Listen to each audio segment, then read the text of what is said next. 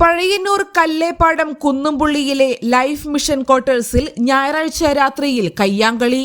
ക്വാർട്ടേഴ്സിലെ താമസക്കാർ തമ്മിലുള്ള നിസ്സാര തർക്കം ഒടുവിൽ അടിപിടിയിലേക്ക് നീങ്ങുകയായിരുന്നു. ഞായറാഴ്ച രാത്രി 8:30യോടെയാണ് അയൽവാസികൾ തമ്മിൽ ഏറ്റുമുട്ടിയത്.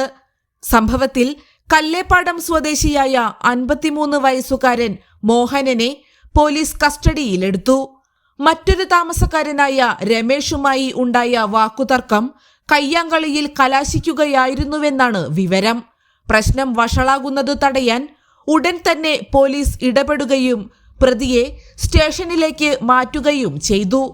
പ്രദേശത്ത് വീണ്ടും ക്രമസമാധാന പ്രശ്നങ്ങൾ ഉണ്ടാകാൻ സാധ്യതയുള്ളതിനാൽ കരുതൽ തടങ്കൽ ഉൾപ്പെടെയുള്ള കർശന നടപടികളാണ് പോലീസ് സ്വീകരിച്ചിരിക്കുന്നത്. വൈദ്യപരിശോധനയ്ക്ക് ശേഷം ഇയാളെ സ്റ്റേഷനിലെത്തിച്ച് കേസ് രജിസ്റ്റർ ചെയ്തു.